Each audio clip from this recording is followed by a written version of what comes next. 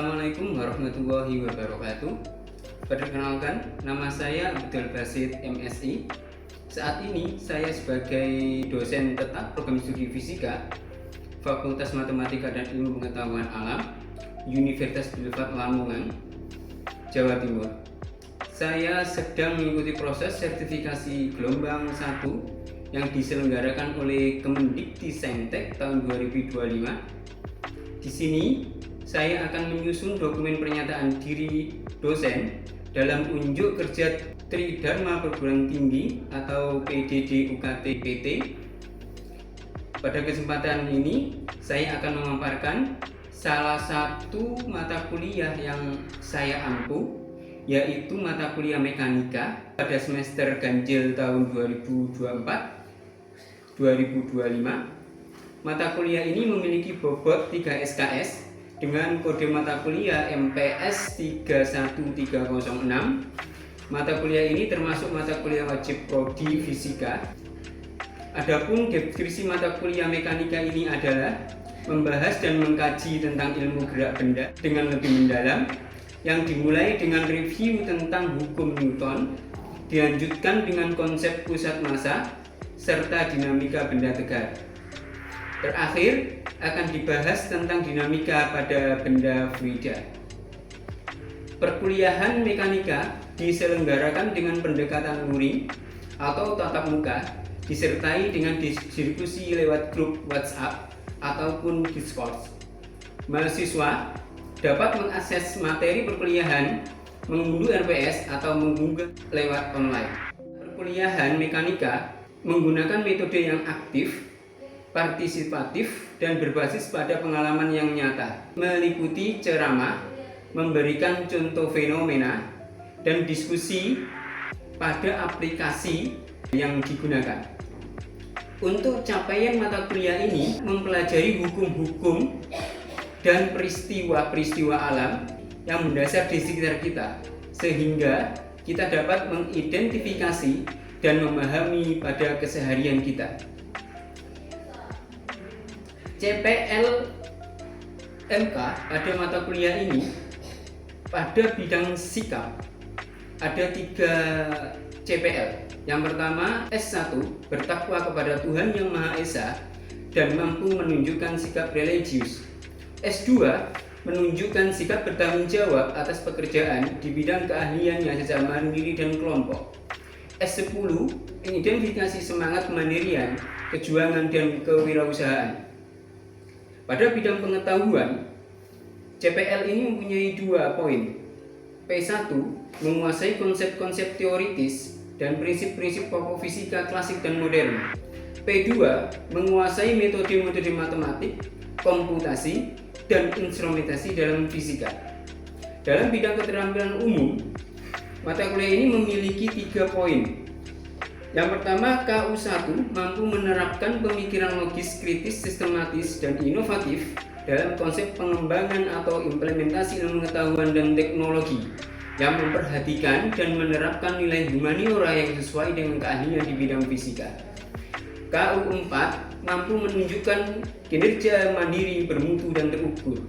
KU7 mampu bertanggung jawab atas pencapaian hasil kerja kelompok dan melakukan supervisi dan evaluasi terhadap penyelesaian pekerjaan yang ditugaskan kepada pekerja yang berada di bawah tanggung jawabnya. Pada keterampilan khusus memiliki 2 poin. KK1 mampu merumuskan gejala dan masalah fisik melalui analisis berdasarkan hasil observasi atau eksperimen. KK2 mampu menerapkan model matematis atau model fisik yang sesuai dengan potensi atau perakiraan dampak dari fenomena atau menjaga subjek pembahasan. Materi-materi pada mata kuliah ini secara garis besar memiliki 4 bahasan pokok.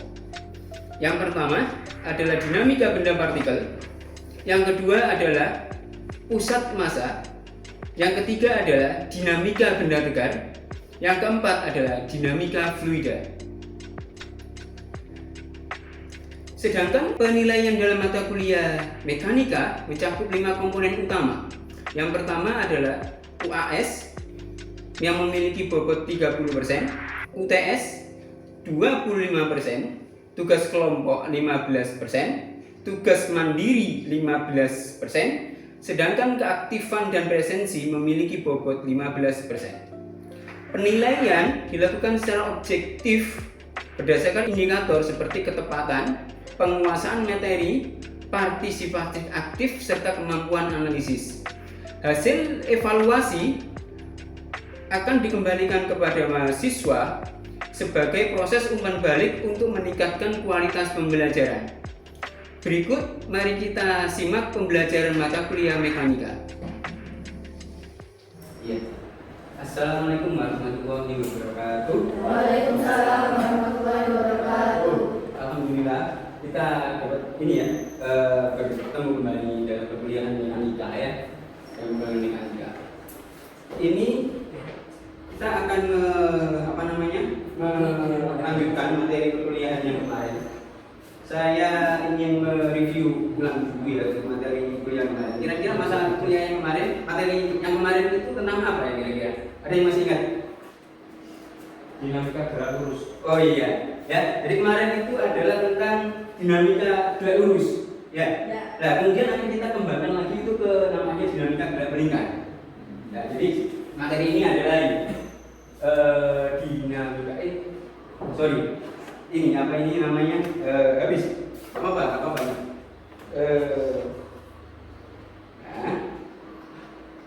sebentar ya,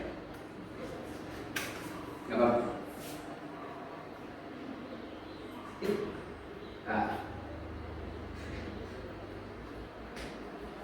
Oke. Jadi salah satu contoh dari ini apa mekanika gerak melingkar ini. Nah, ini contohnya. Ini ada fungsinya. Apa ini? Ini tadi kan agak nyedot gitu. Nah, waktu di kayak gini kan itu dia agak lumayan. Jadi nyala kembali. Dinamika gerak melingkar. Nah, ini materi kita untuk saat ini itu adalah mekanika gerak melingkar ya. Nah, salah satu dari apa ini namanya fenomena sehari-hari dari fenomena apa namanya dinamika gerak melingkar ini adalah pertama itu ya kegunaannya itu banyak banget. Salah satunya mungkin di sepeda ya. Nah, gitu kan. Kira-kira apalagi kira-kira selain di sepeda atau di mana? Di sekitar kipas angin. Jadi hampir semua gerak melingkar itu pasti berlaku dinamika gerak melingkar. Seperti itu ya. Kira-kira kegunaan yang lebih high end bagaimana? Nah, ini mungkin yang sudah kalian tahu semua ya. Ada yang namanya alat namanya ada sentrifuge. Nah, yang kalau di biologi itu biasanya untuk memisahkan antara plasma darah putih sama darah merah. Itu prinsipnya ada ini. Bagaimana yang tadi yang ngumpul di mana? Apa ini namanya cairan yang ngumpul di sini diputar-putar supaya ngumpul di sini. Gitu. Ya. Kemudian ini yang high end sekarang ada yang namanya negara yang baru perang kemarin, Iran sama Israel. Ya. Itu Iran kenapa diserang itu? Karena dia mau memperkaya uranium 235. Caranya bagaimana? Diputar-putar. Jadi uranium yang 238 diputar-putar, nanti yang 35 itu akan turun, yang 38 itu juga. Nah, yang dipakai untuk PLTN itu adalah uranium 235. Ada yang lebih high-end lagi nggak? Ada. Pernah dengar perusahaan namanya SpaceX? Punyanya Elon Musk. Perusahaan roket untuk mengorbit di atas untuk olah-aliknya satelit. Itu ada yang namanya saingannya, namanya adalah Spin Launch, punyanya Eropa. Metode ini bagaimana? Tidak pakai roket, tapi pakai komputer. Bisa di-share, bisa di-setting sendiri nanti di mana? Di YouTube. Itu salah satu high end di dalam dinamika gerak melingkar. Itu adalah saat ini itu adalah untuk pengayaan apa tadi? Uranium. Sama satunya lagi adalah untuk olah-alik tanpa roket. Seperti itu. Oke. Nah, sekarang saya akan mulai dari mengapa suatu benda yang dari gerak lurus yang kemarin kok bisa menjadi gerak melingkar? Nah, gitu ya. Ada garis lurus. Misalkan ada garis lurus. Saya beri gaya ke bawah. Akhirnya dia belok. Saya beri gaya lagi. Ya, saya beri gaya lagi. Akhirnya belok lagi ya. Oke, saya beri gaya lagi. Akhirnya belok lagi ya. Nah, akhirnya dia menjadi 4 segitiga segi 4. Nah sekarang ini kan kalau saya beri gaya 3 kali, kalau saya beri gaya 5 kali gimana jadi? Dia akan membentuk yang namanya segitiga. Segitiga apa ini namanya? Segi 6. Segi 6 gitu. Jika saya beri gaya 11 kali akan menjadi 2 segi 12. Jika setiap titik saya beri gaya, apa terjadi? Akan menjadi gerak melingkar. Jadi gerak melingkar itu adalah gerak lurus yang kemarin sudah pelajari. Itu dikenai gaya seluruhnya dalam satu titik ke pusat lingkaran. Nah, ini yang namanya kita sebut gaya sentripetal. Ya, gaya sentripetal. Nah, ini namanya AS, percepatan sentripetal. Seperti itu. Bisa dipahami ini? Ya, jadi penyebab dari gerak lingkar lain adalah bukan adalah karena ada gaya yang arahnya ke dalam pusat lingkaran. Yang kita sebut adalah percepatan kalau dia AS, kalau dia FS namanya adalah gaya sentripetal. Ya. Oke, nah sekarang apa yang menghubungkan antara gaya sentripetal ini dengan yang namanya kecepatan dari benda pada saat dia bergerak melingkar? Jadi setiap gerak ini kan dia diarahkan ke sana kan, dan kan dia belok. Tetapi walaupun dia belok, dia tetap bergerak yang arahnya tegak lurus dengan lintasan.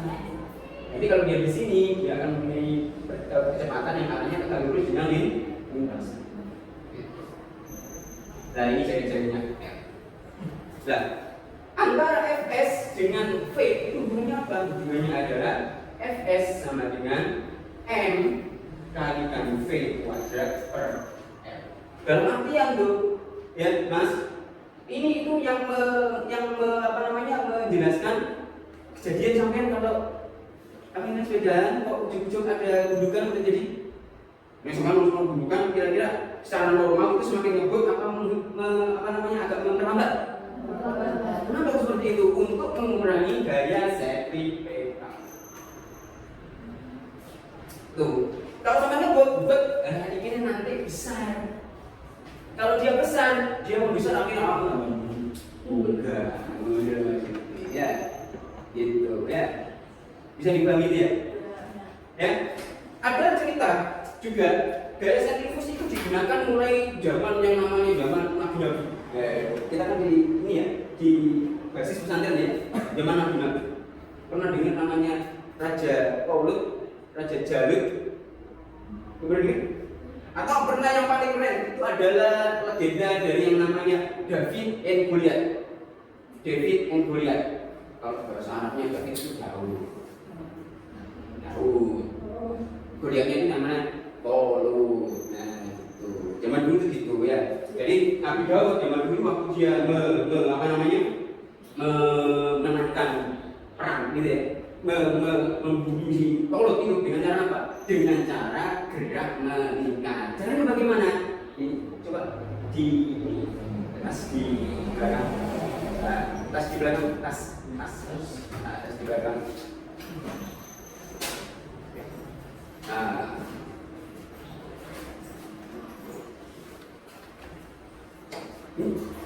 dari dulu nih, gini ya, ini ada yang namanya kalau sampai bisa sering juga, itu namanya adalah ketapel.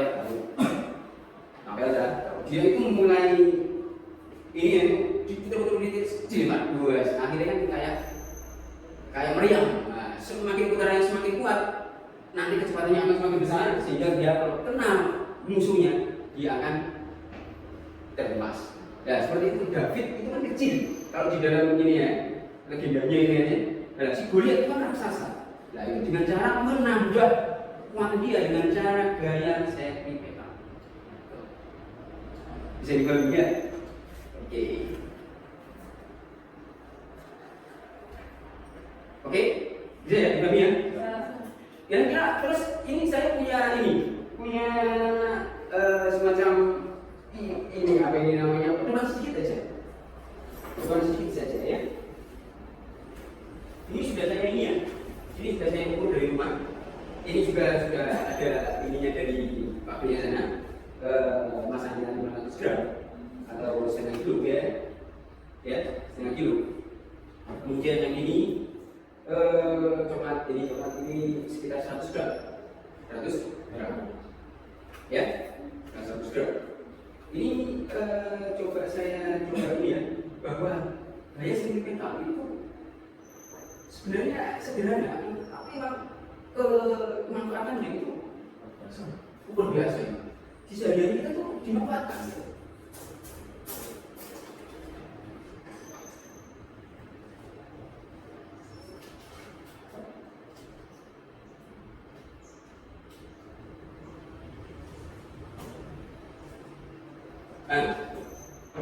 Mungkin ada yang mau ke depan. Jadi pertanyaannya sederhana.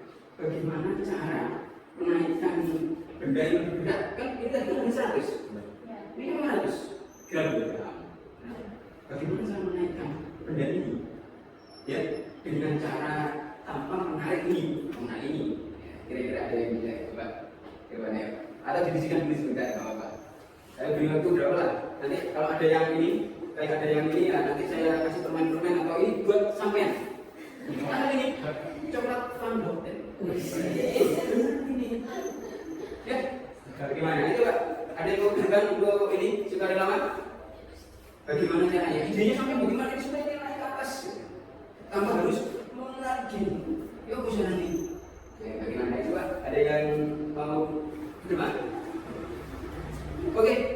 Oke Mas Mufid, silakan. Kakak nggak apa-apa. Apa namanya? Mahasiswa itu kalau gagal itu bisa ditoheri kan? Kalau dosen itu waduh nggak bisa ini ya. Coba dinaikkan tanpa harus menarik ini ke atas. Bagaimana cara menaikkan benda yang atas ini tanpa harus menarik ini?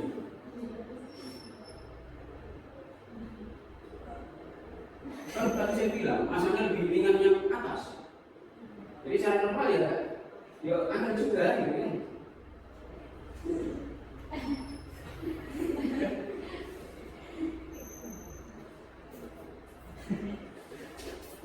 Kalau dia lebih tadi saya kebalik itu ya mungkin ya sederhana ya. Tapi karena saya beri yang lebih banyak kan, ya saya kuat. Kuat. Loh, kamu naikkan.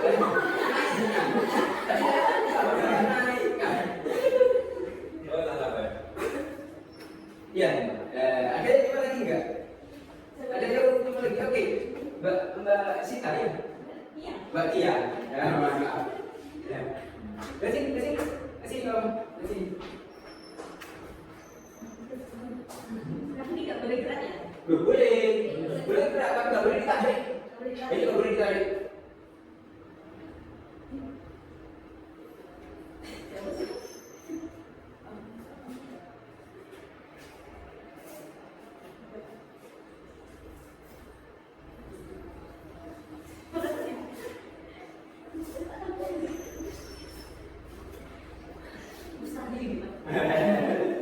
Sebenarnya emang hampir ini ya, kita kan orang ini ya, dalam artian kita secara tauhid kan kakek asaria, ya, jadi sesuatu kayak gitu ya, seperti itu ya. Jadi ini bisa dengan cara sebenarnya cukup sampean belajar menguasai konsep sains dengan baik dan benar, itu sama bermanfaat. Ya, coba sekarang kalau biologi itu nggak mungkin orang itu bisa mereplika dirinya, ya kan mungkin. Menurut orang seperti itu. Tapi biologi kan kelompok, oke, gitu kan. Bahkan sekarang ada yang namanya sel stem cell induk, ya, sel pincang itu, oke. Itu kalau kita tahu ilmunya, jadi sains itu perlu dipahami, kemudian kita reka-reka bagaimana bisa memanfaatkannya. Pertanyaan juga ini, kita kan tadi tahu bahwa ada yang namanya di sini ada gaya gravitasi ke bawah. Nah, kalau kita pakai gravitasi ini sama gravitasi ini tidak untuk, kenapa? Karena ini gravitasinya lebih besar. Saya sudah sampaikan ini 500 gram, ini cuma 100. Jadi kalau sampai memanfaatkan gravitasi itu tidak bisa. Makanya perlu memanfaatkan yang lain. Apa itu? Ini juga gaya yang lain. Gaya yang lain. Kita tambahin. Ya. Jadi cara apa? Sentrifus. Kita putar. Nah, kita putar. Ini. Naik. Ya. Ya.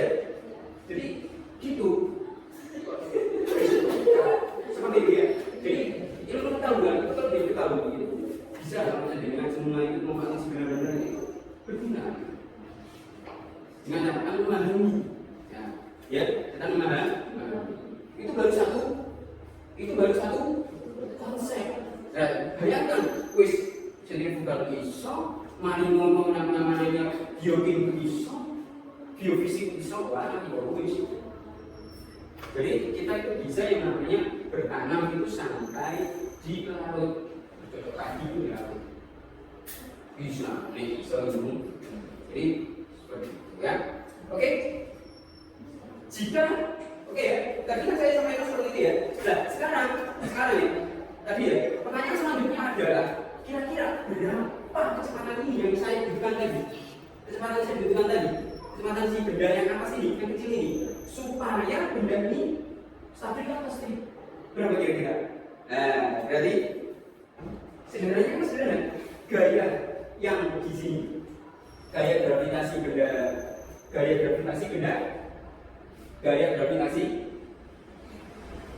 benda B itu harus seimbang dengan yang namanya gaya sentrifugal. Ya, jadi kita lihat dia. Berarti nilainya sama dengan gaya dari ya. Nah, kemudian ada ini berapa ini gaya gravitasi? Ada yang tahu? Nah, coba gaya gravitasi itu berapa, gaya gravitasi berapa, nanti ketemu V-nya berapa.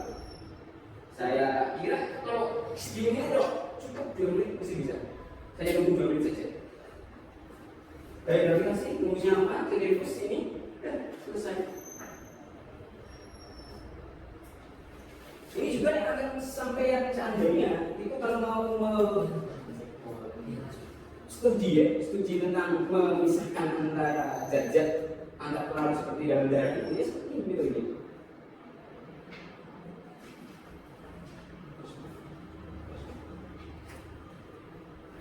Oke, wes baru aja 1 menit.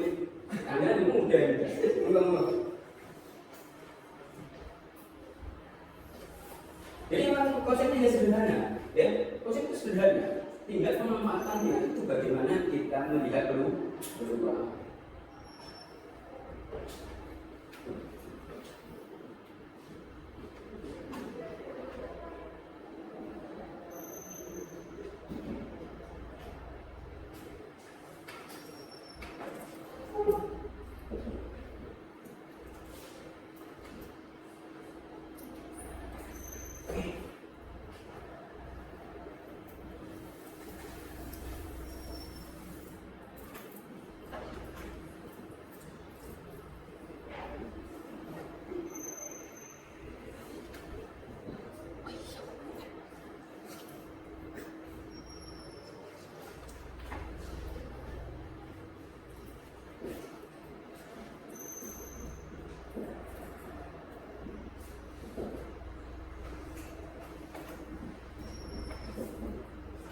Kalinya lagi itu sekitar 25 ya.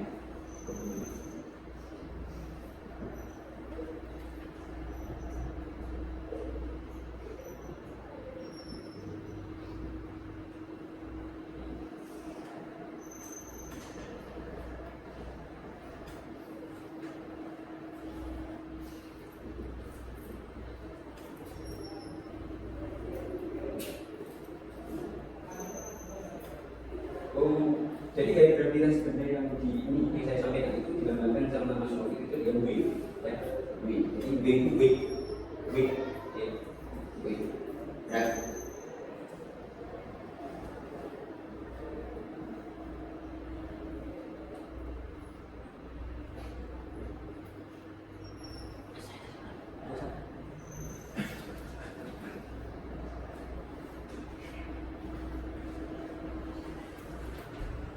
Oke, silakan.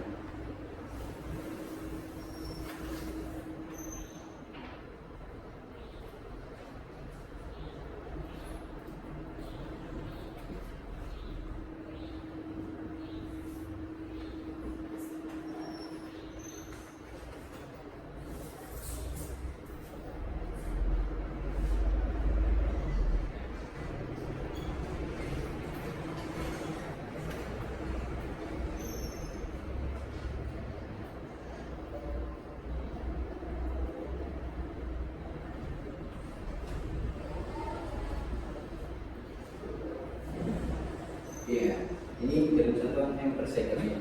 Ya, benar-benar. Jadi itu ya. Jadi tadi waktu syarat supaya tadi benda ini tadi bisa stabil ini, di mana? Satu lagi gitu ya. Tadi di sini harus tadi itu minimal kecepatan dimiliki oleh benda yang atas atau kapal ini tadi itu adalah 3,535. Kecil sekali Pak. Meter per second. Jadi kalau normalnya kita kan begini 30 apa namanya kilometer per jam ya. Jadi mungkin sudah lebih dari 10-an lebih. Ya karena perbandingannya ada kali 36 dari 10. Kali 36 dari 10. Pasti akan lebih dari 10. Ya. Oke. Nah, baru pertemuan ini hari membahas yang namanya adalah satu persamaan. Sudah luar biasa ini yang pemanfaatan, ya. Nah, kedepannya untuk yang bapak-bapak nanti materinya akan saya sampaikan lewat grup WhatsApp atau Discord ya, bisa seperti biasa seperti itu. Nanti dipelajari dulu ini, kedepannya nanti akan kita lanjutkan ya materi ini. Karena nanti juga lebih menarik lagi, kenapa? Lebih menarik lagi karena nanti kayak ini ada yang namanya metode dialog, yang siapa yang main di dialog gitu ya, bahasanya lebih ya. Ada yang mau ditanyakan pada saat ini? Ya, saya kira jelas dulu ya. Oke, terima kasih. Sekian ya. Wassalamualaikum warahmatullahi wabarakatuh. Waalaikumsalam warahmatullahi wabarakatuh.